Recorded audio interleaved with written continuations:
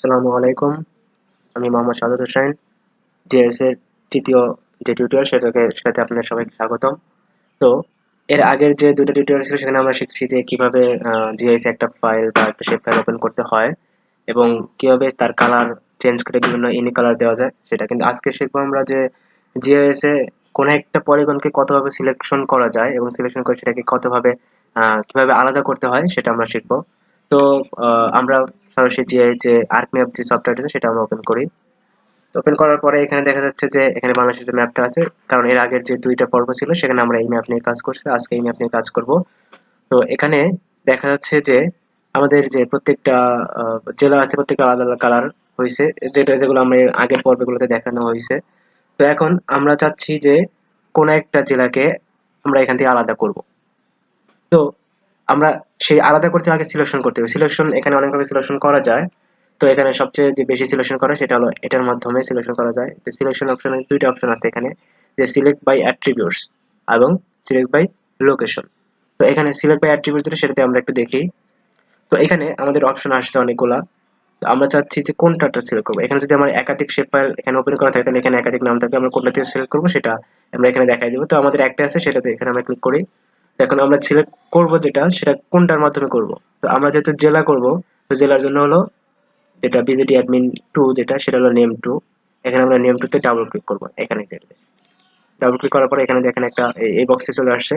তো এখন আমরা চাচ্ছি যে এইটার সাথে আমরা ইউনিক ভ্যালু দেব, যে আসলে এই জেলাটা নেম টু যে সেই নেম টুর কোনটা আমরা সিলেক্ট করব সেটা আমরা এখান থেকে শো করবো। তো সেক্ষেত্রে আমাদের এখানে যে ইকুয়াল চিহ্নটা আছে সেটা আমরা এখানে ডাবল ক্লিক করব, সরি অন ক্লিক করার পরে এরকম একটা অপশন আসলো। আমরা এখানে ডাবল হয়ে গেছিল, ব্যাক স্পেসে কেটে দিলাম। এখন এখানে আমরা দেবো গেট ইউনিক ভ্যালুস। তো এখানে সবগুলো জেলায় চলে আসছে।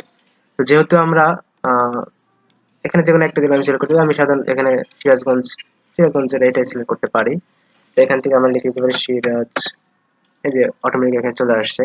তো এটার উপর আমরা ডাবল ক্লিক করবো। করার পরে দেখা যাচ্ছে name two is equal to Sirajganj, অর্থাৎ যে সিলেকশনটা হবে সেটাই নেম টু থেকে নেমটির মধ্যে থেকে জাস্ট সিরাজগঞ্জ যে জেলাটা সেটা সিলেকশন হবে।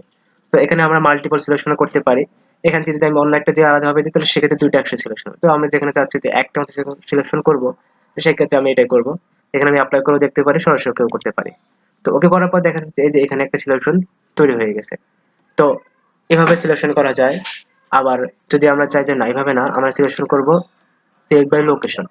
তো সেক্ষেত্রে আমার এটার মাধ্যমে করতে হলে আমার অবশ্যই এখানকার যে লোকেশন ভ্যালু যেটা সেটা জানতে হবে। তো যেহেতু আমার জানা নেই সেক্ষেত্রে আমি জাস্ট ওটার মাধ্যমে করব। তো সিলেকশন এখানে দুইটা পদ্ধতি আছে এবং আরো যে সহজ পদ্ধতি আছে সেটা এখন দেখাবো যে কিভাবে আরো সহজভাবে সিলেকশন করা যায়। তো এখানে অনেকগুলো টুল দেখানো হয়েছিল, এখানে একটা টুল বাকি ছিল, যে এখানে এটা হলো সিলেক্ট ফিচার, অর্থাৎ আমি যেকোনো একটা এখানকার যে পলিগন বা জেলা যেটা আমরা সিলেক্ট করতে পারবো এটার মাধ্যমে। এখানে কয়েকটা অপশন আছে। এখানে আছে যে সিলেক্ট বাই রেক্টেঙ্গল, তারপরে আছে হলো select by polygon, select by lasso, select by circle, select by line. এখানে সবগুলা টুল নিয়ে কাজ করা যাবে, যে আসলে এটার মাধ্যমে দেখানো যাবে যে একটা পলিগন তৈরি করে সেই পলিগনের মধ্যে যেটা থাকবে সেটা সিলেক্ট হবে। সিলেক্ট বাই লাসো এটা সরাসরি এরকম ফ্রি হ্যান্ড, যেটা ফ্রি হ্যান্ডে সিলেক্ট হবে। তারপরে এটা সার্কেলের মাধ্যমে এটা সিলেক্ট হবে, আর একটা লাইন মাধ্যমে যে লাইন, আমি যদি এই বরাবর লাইনটা সেই লাইন এই বরাবর এটা সিলেক্ট হয়ে যাবে। তো আমি সাধারণত এটা ইউজ করি সিলেক্ট বাই রেক্টেঙ্গল। তো এখান থেকে আমরা সিলেক্ট করতে পারি। যেমন আমি চাচ্ছি যে যদি আমি সিলেক্ট করি যে বগুড়া সিলেক্ট করতে, এখানে আমি ক্লিক করলে এটা বগুড়া সিলেক্ট হয়ে গেল। কিন্তু এখানে একটা সমস্যা হলো যে যদি আমি শুধু এটা সিলেক্ট করি এটা হচ্ছে, আবার এখানে যেটা সিলেক্ট করি এটা হচ্ছে। কিন্তু আমি চাচ্ছি যে না আমি মাল্টিপল সিলেক্ট করবো, তাহলে সেক্ষেত্রে আমার কি করতে হবে, জাস্ট এই যে এই অপশনটাই সিলেক্ট করে এবার আমরা শিফট বাটন ক্লিক করে যদি আমরা সিলেক্ট করি, যেমন সুনামগঞ্জ, এরপরে সিরাজগঞ্জ সিলেক্ট হলো, রাজশাহী সিলেক্ট হলো, এরকম হলো। তো এখন দেখা যাচ্ছে যে আমার অনেকগুলো সিলেকশন হয়ে গেছে, আমি চাচ্ছি না যে এতগুলো সিলেকশন রাখতে। তো সেক্ষেত্রে আমি এখান থেকে এটা আমি চেঞ্জ করতে পারি। এটা সিলেক্ট হয়ে গেল, এটা ডিসিলেক্ট হয়ে গেল। তো এখান থেকে এটা সিলেক্ট করতে পারি। আহ, যে রেক্টাঙ্গল টুলটা আছে সেটার মাধ্যমে সিলেক্ট করে আমি যদি চাই যে না আমি ডিসিলেক্ট করবো, তাহলে সেক্ষেত্রে আমি এটার মাধ্যমে এটা ডিসিলেক্ট করে দিতে পারি।